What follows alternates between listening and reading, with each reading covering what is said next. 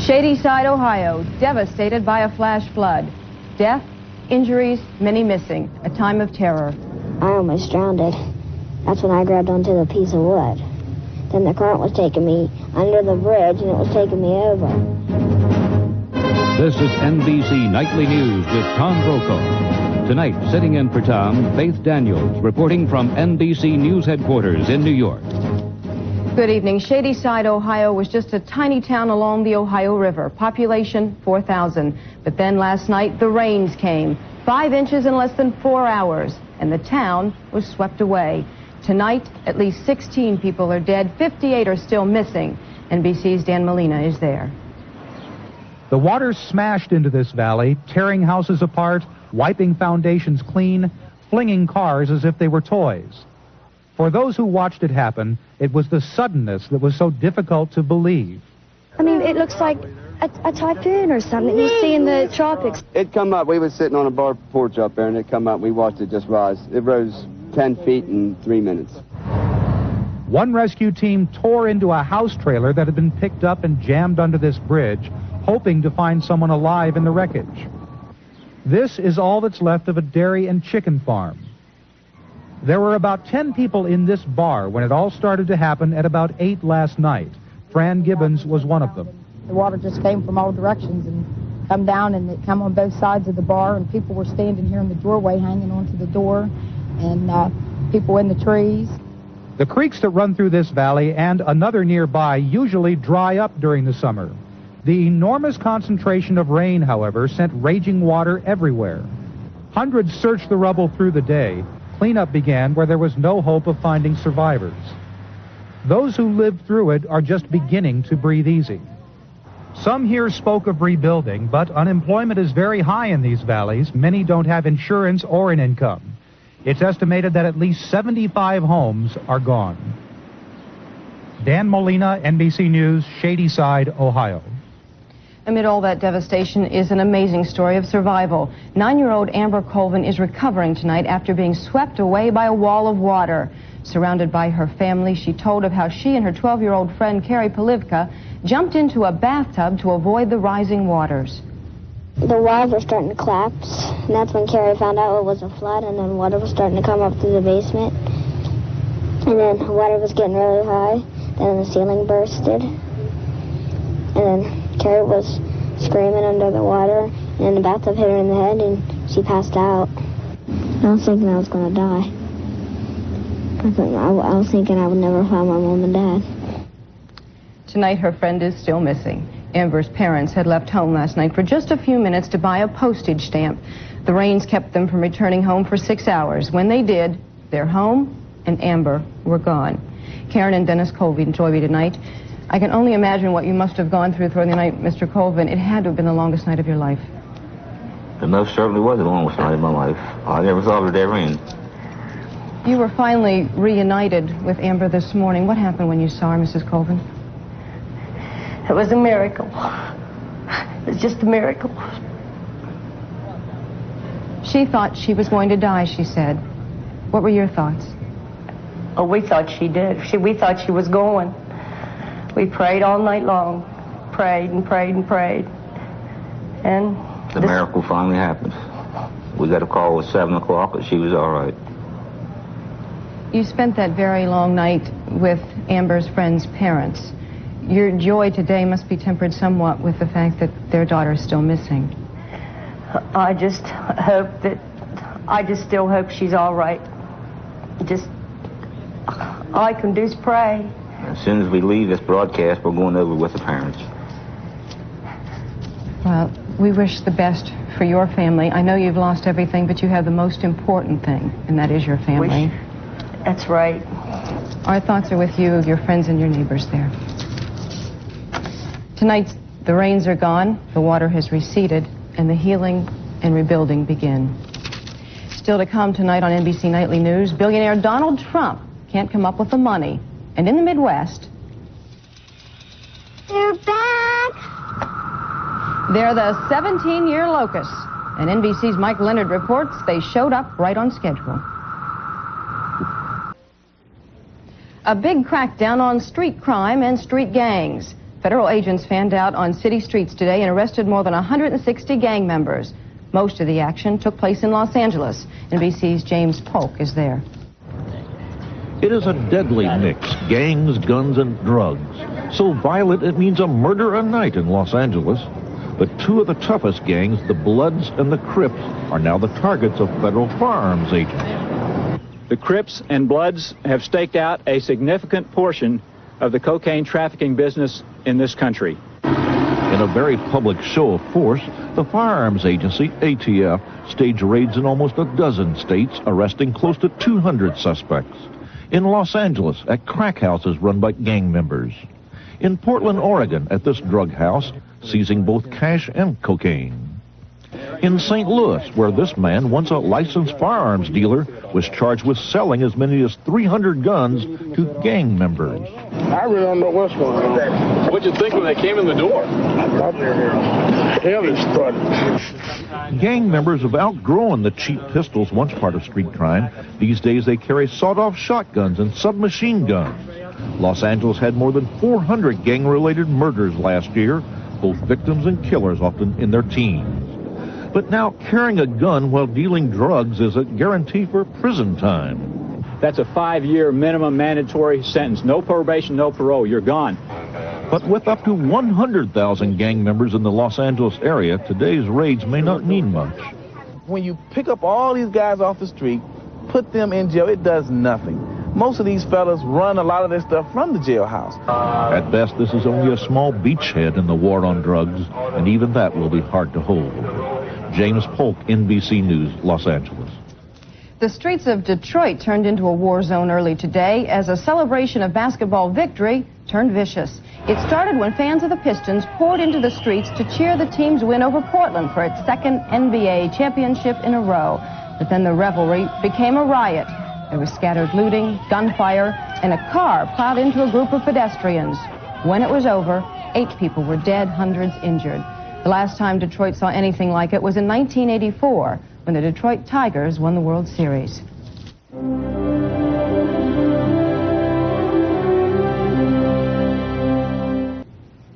There's good news about inflation tonight. It remains under control. Inflation at the retail level was just 0.2%. So far this year, it's running at 5.8%, still higher than last year's rate. There's improvement tonight in the nation's trade deficit. It was down a sharp 17% for the month of April, led by big declines in imports of cars and oil. The deficit was just under $7 billion, the second lowest level in 6 years. One day after Donald Trump's 44th birthday, no one in his organization was celebrating today. The Donald defaulted on payments of almost $20 million due on some of the bonds used to finance one of his hotel casinos. NBC's Stan Bernard. Ladies and gentlemen, Mr. Donald J. Trump! All that is glitzy is certainly not gold, and the Donald admitted today he's seriously short of cash and can't come to terms with his bankers on how to get more. While defaulting on the Trump Castle, he is paying his debt on the more profitable Trump Plaza, and has a little more time to pay what is due on his newest glitter dome, the Taj Mahal. Only last week, the Trump Organization was saying, hey, no problem. Business is fabulous. I believe that we're going to produce an avalanche of cash.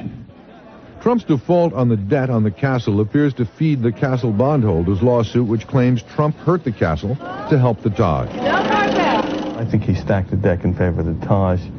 There were reports early this week that his big New York banks had agreed to a new loan and a repayment schedule. But some New Jersey banks, who are also creditors, didn't go along. One analyst said when you have more than 30 lenders, coming to an agreement is like getting 30 women to agree on fashion. Analysts also raised the possibility that Trump could be posturing with today's default to push holdout banks into line. There is no question that his creditors have lost considerable confidence in Trump, and they seem to be pushing him into selling some of his other assets. Can he sell the Trump shuttle for what he paid for it? Will he sell what he called his trophy, the Plaza Hotel in Manhattan, or the estimated $200 million worth of land in Manhattan, which he was trying to develop?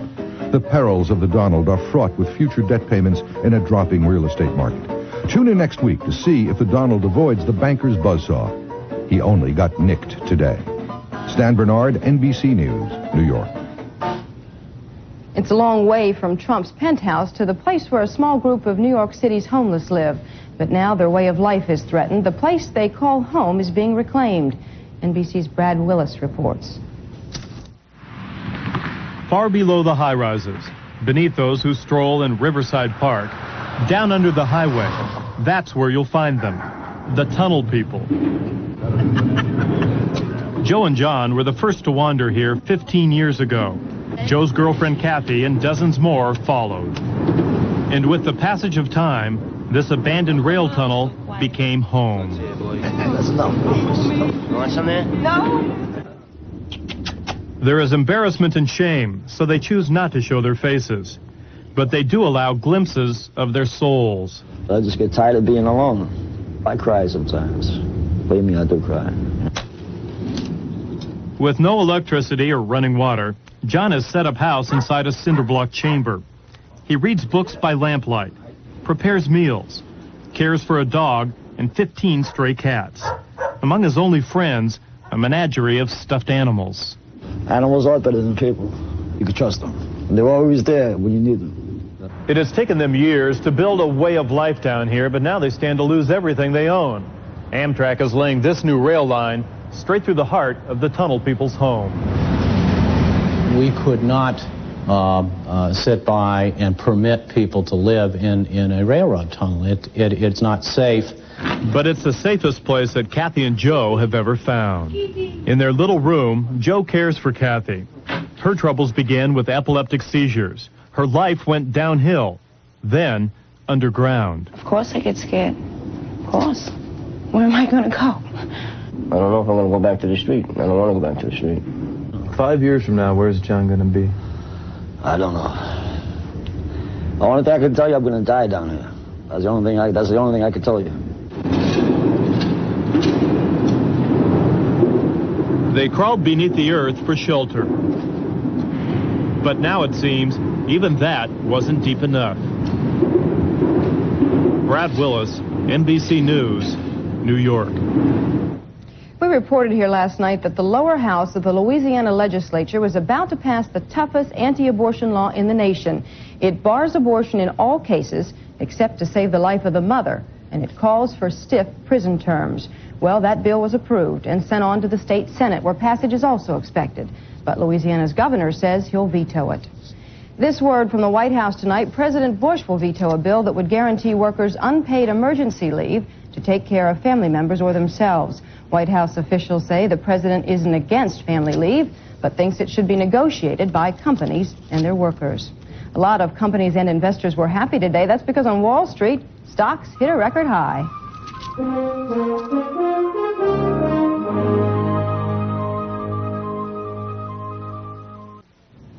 Nelson Mandela carried his moral crusade against apartheid to the Vatican today. Pope John Paul blessed Mandela's efforts, but the pontiff did not respond to Mandela's request to support continued sanctions against South Africa. Instead, the Pope emphasized the need to encourage peaceful political development and fundamental human rights. The Soviet Union's 2-month-old economic blockade of Lithuania is easing. The Kremlin has agreed to resume some natural gas to the tiny Baltic Republic beginning tomorrow. The Soviet leadership says it's ready for negotiations on Lithuania's bid for independence. In return, Lithuania is expected to freeze its declaration of independence. In Romania today, the capital, Bucharest, once again was the scene of violence. Thousands of miners used by the government to crush protests stormed through the city, breaking up knots of people and threatening others. Then, after a brief talk with President Ion Iliescu, the miners left Bucharest for their homes in the west of the country. The toll after the 2-day rampage is 5 dead, more than 100 injured. The U.S. response? The White House said it would withhold economic assistance to Romania, but continue providing humanitarian aid. President Bush had a more pleasant message for 121 Americans heading elsewhere in Eastern Europe. Mr. Bush told the first Peace Corps volunteers to work in Poland and Hungary that they are evidence of the U.S. commitment to democracy everywhere. Another White House commitment: improving the image of Vice President Dan Quayle. That's well underway, but the final results aren't in yet. NBC's John Cochran reports on Dan Quayle's new, more visible and serious role. What is wrong with this picture? everything according to conventional political wisdom, Dan Quayle, the favorite target of late-night comics, talking serious stuff, sent by the White House to reassure the powerful and sensitive pro-Israel lobby. That the U.S. does not support the establishment of a Palestinian state. Quayle's speech made no headlines because he made no mistakes. Dan Quayle seems to have recovered from the foot-in-mouth disease that plagued his early days as vice president. But the Quayle legend lives on. Phil Donahue devoted an entire program to the question, is Quayle getting a fair shake? Is it me, or are you fed up with the Dan Quayle jokes? Come on, enough is enough. George Bush recalls his own wimp image as vice president and says Quayle has to be philosophical. But look, I went through that for 8 years. I'm used to it. And Dad's getting used to it, too. It just goes with the territory. It's true that vice presidents are the Rodney Dangerfields of American politics, but Quayle gets even less respect than his predecessors. Take his trip to Latin America in March. Diplomatically, he did fine. But what everyone remembers is that during a shopping trip, Quayle horrified his wife by buying a male doll that was explicitly masculine. Doonesbury got a lot of mileage out of that one. Quayle came out of it looking goofy. So he uses humor of another kind as he tries to win over his critics, the self-deprecating kind. I reminded Mrs. Thatcher that there was another time when she was very low in the polls, but she bounced back. And I asked her, do you have any advice for me? Turns out she did. Now I've just got to figure out a way that I can invade the Falkland Islands. Certainly nothing else has helped. The latest NBC News Wall Street Journal poll shows Quayle stuck with the same 29% approval rating he had last fall. But conservatives like Quayle, and that helps George Bush protect his right flank. Quayle's conservative ally, White House Chief of Staff John Sununu. I think he's focused on doing a good job and has done it. Maybe he hasn't done a good enough job in communicating that with a response in the polls, but the fundamental part of what he's done has been just right. That's the Quayle strategy. Do your job, don't duck reporters, but also don't expect your poll ratings to improve anytime soon. And remember that the old Washington cliche is true. There is only one person a vice president must please. Sitting next to me is our vice president, who's now... John Cochran, NBC News, the White House. In a moment, the return of the cicadas. The last time we saw them, Richard Nixon was president.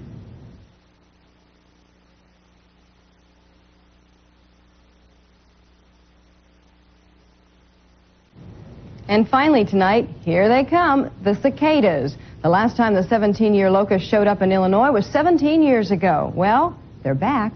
And that's good news for NBC's Mike Leonard, who's been waiting an awfully long time to report this story. Look up. Look down. Look at my thumb. No? You're not in the mood for jokes? They're disgusting.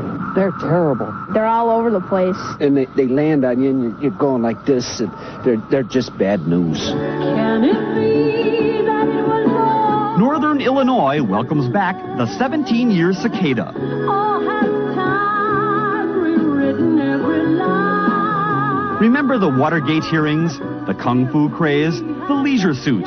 Well, that was the way we were back in 1973. When the tiny ant-sized offspring from the last cicada brood crawled underground to begin a 17-year growth cycle feeding on roots. Now, right on schedule, they're back, 10,000 per acre in the wooded suburbs, crawling out of their tunnels, cracking through their shells, drying off their wings, then flying off to the treetops for their month in the sun to mate and die. They're little machines programmed to do the things they do. I don't think they do very much learning of any kind. They're pretty stupid. And pretty loud. Like the symphony tuning up. Remember War of the Worlds when the saucers were lingering overhead? Better overhead than underfoot, on the house, up the leg, or down the shirt.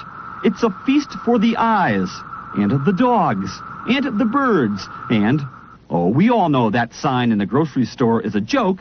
However, the first day we had it up, 17 people actually asked for them. And if you want to eat some, you shouldn't eat them in the shell. People have been doing that. That's silly. Wait till they come out of the shell and they're white and soft. That's when they're edible. Isn't that incredible? It sure is regrettable for the boys who'd like to. For my girls. That might have provoked a scream back in 1973, but then Billie Jean King beat Bobby Riggs in tennis. Helen Reddy sang. And now look. A new generation of cicadas meets a new generation of women. What will the year 2007 bring? All I can say is, hold on, men. Mike Leonard, NBC News, Chicago. That's it for us on the NBC Nightly News for this Friday night. I'm Faith Daniels. Gary Gutley will be here tomorrow night. Tom Brokaw back on Monday. I'll see you bright and early Monday morning on NBC News at sunrise. Till then, thanks for joining us. Good night.